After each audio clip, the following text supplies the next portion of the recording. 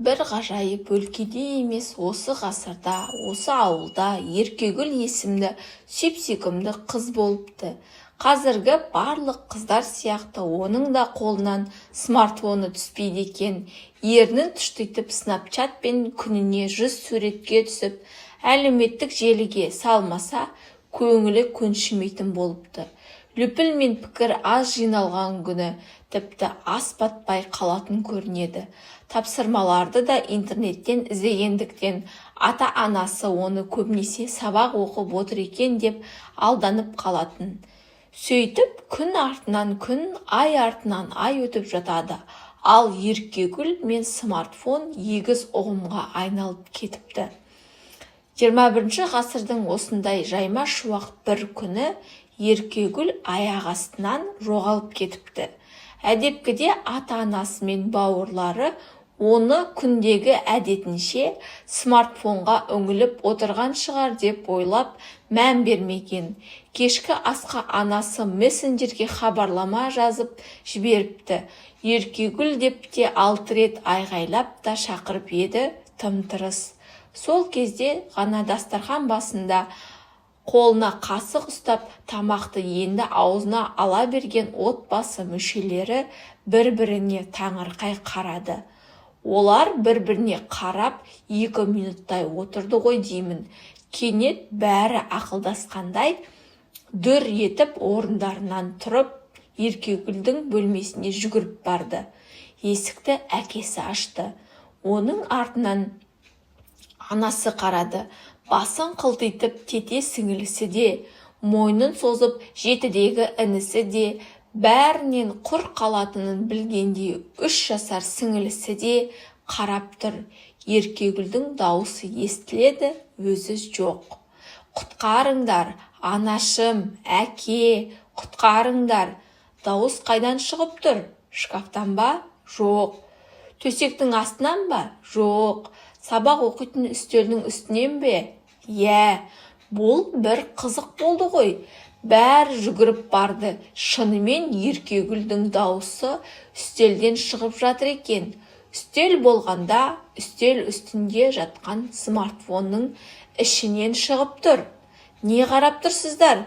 Тезірек мені мына жерден шығарып алыңыздаршы. Әке, ана. Бәрі бір сәтте не істерін білмей тосылып қалды. Тыныштықты жетідегі інісі бұзды. Жақсы болды ғой. Енді смартфоныңды мен аламын. Саған, бұл менің смартфоным. Қолыңды тигізуші болма. Хе-хе-хе, өзің смартфонның ішінде болсаң, енді мұның саған не керегі бар? Қой балам, әпкеңе олай сөйлеме. Көрмей тұрмысың, ол қиын жағдайда қалды. Бәріміз көмектесуіміз керек, деп әкесі оны тоқтатты. Қызым, ол жерге қалай кіріп кетіп жүрсің? Әке, білмеймін. Бір ойын ойнап отырғанмын. Бір қарасам, өзім сол ойынның ішінде жүр екенмін. Бұл бір қызық жағдай болды. Ерке, сен сол жерде тыныш отыра тұр. Біз тамақ ішіп отырып, сені қалай шығару керектігін ақылдасып келеміз. Жарай ма? Деді анасы сабырмен. Анасы бұрыннан сабырлы жан еді-ау.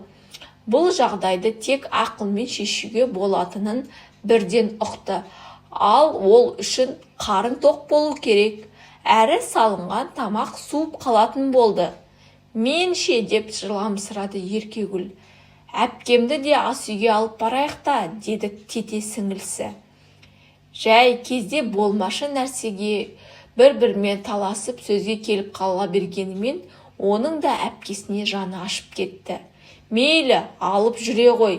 Сонымен бәрі ас үйге барып, дастархан басына жинала бастады.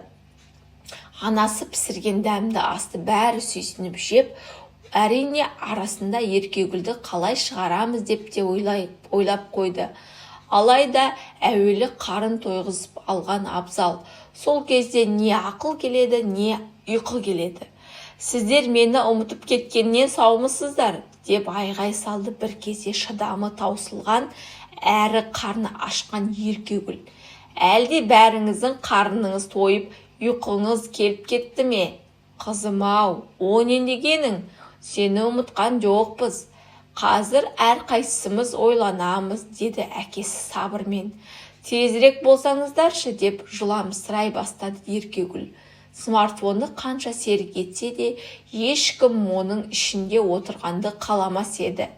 Меніңше смартфонды сындыру керек. Болмайды, ол қымбат қой. Онда арнайы маманға апару керек. Смартфонға түсіп кеткен адамды шығаратын мамандық әлі шыға қойған жоқ. Әпкем сол жерде қала берсе не қылады? Бәрібір смартфоны қолынан түспейді ғой. Тәйт, әпкең туралы олай деме. Сөйтіп, әркім өз ойын ортаға сала берді. Тек ешкім шешімін таба алмады. Таптым, қолынан тартып шығарайық, деді жетідегі інісі, жерден жеті қоян тапқандай қуанып. О, мұның табылған ақыл. Ерке қызым, қолыңды бер, шығаруға тырысып көрші, деді әкесі. Еркегүл әрі талпынды, бері талпынды. Қолын шығара алмады. Онда аяғынан тартып шығарайық. Еркегүл аяғын да шығара алмады. Әпкемнің шашынан тартайық, деді бір кезде 3 жасар сіңілісі. Еркегүл бұрымын айтпақшы, Еркегүлдің шашы ұзын, бұрымды қыз болатын. Айналдырып бері қарай лақтырып жіберіп еді. Ғажап, бұрымды смартфоннан сыртқа шығып кетті. Бұрымы смартфоннан сыртқа шығып кетті. Әкесі бұрымды ұстап, әрі тартты, бері тартты, шығара алмады. Анасы көмекке келіп, екеуі қызының бұрымынан ұстап, әрі тартты, бері тартты, шығара алмады. Көмекке үлкен сіңілісі келді. Ол әпкесін жақсы көретін, бар күшін салып ата-анасына көмектессе де шамасы жетпеді. Бәрі 7 жасар жүгермекті көмекке шақырды. Ол аяқ астынан қырсығып қалды. Екі тілегімді орындасаң ғана көмектесем. Айтпақшы, айтшы, орындаймын, деп жалына бастады Еркегүл. Біріншіден, күнде менің төсегімді салып жинап жүресің.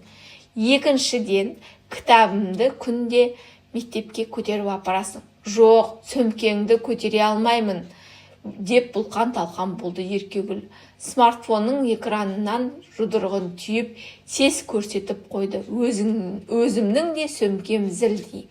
Жарайды, онда өзің біл, деп інісі бұрылып кетпек болып еді. Әкесінің қабағы түйіле бастады. Анасы тамағын қырнап қалды. Жарайды, көмектесем. Тек сөмкемді күнде көтермесең де, төсегімді күнде жинайсың. Інісі де ата-анасы мен әпкесіне көмектесіп, Еркегүлдің бұрымынан әрі тартты, бері тартты, шығара алмады. Қап, бәрі әлі тамағын тауыспаған 3 жасар сүйкімді қызға қарады. Мен де татысайын ба? Бәрі басын изеді. Жарайды, ол асықпай орнынан тұрып, қолы мен аузын сүлгіге сүртіп, жолай үлкен айнаға қарап, өзіне өзі сүйсініп, көйлегін түзеп, бір айналып алып, бәрінің жанына келді. Келуін келгенімен көмекке асыға қоймады. Апа, мен шаршап қалдым, кішкене демалайыншы. Қызым, сосын демаласың. Мен әлі кішкентаймын ғой, деп бұртиып қалды. Жарайды, демала ғой. Абырой болғанда, кішкентай қыздың демалғаны 30 секундтан аспады. Жүгіріп келіп, әпкесінің бұрымына өзіне тиген ұшынан ұстап, бәрі жабылып, өп деп тартып қалғып еді. Еркегүл хоп деп атып шықты. Алақай, бәрі қуанып, Еркегүлді құшақтап, бетінен сүйіп жатты. Сөйтіп, ол бір қиындықтан құтылды. Десе де бұл оған үлкен сабақ болды. Сол күннен бастап Еркегүл смартфонды керек кезінде ғана ұстап, суретке де көп түсе бермей, көп уақытын ата-анасы мен бауырларының ортасында өткізетін болыпты. Күнде інісінің төсегін салып жинап бергені болмаса, бәрі де ойдағыдай. Алатаудың бөктеріндегі жайлауды шағын ауыл жайлайды. Бұл мекеннің табиғатына тамсанбайтын жан жоқ шығар. Жасыл желегі, таза ауасы, шипалы суы дертке дауа. Сондықтан бұл ауыл жұрты бақытты еді. Олар күні-түні далада жүріп, ойнап күліп, гүлін тереді. Бір күні халық әдеттегідей далада рахаттанып, демалып отырғанда жаңбыр жауып кетеді. Бәрі үйіне тығылып, нөсерден қашады. Бұл жаңбыр демалысымызды құрттау. Не үшін керек осы?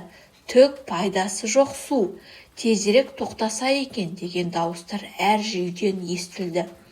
Тамшылар тоқтаған маған соң дауыстар одан да қатты шықты. Су болдық, көңіл күйімізде жоқ. Жаңбыр, сен болмасаң жақсы болар еді. Мұны естіген жаңбыр одан сайын нөсерлетіп жасын төгеді. Неге бәрі мені жек көреді? Неге менің басқа сулардағыдай пайдам жоқ?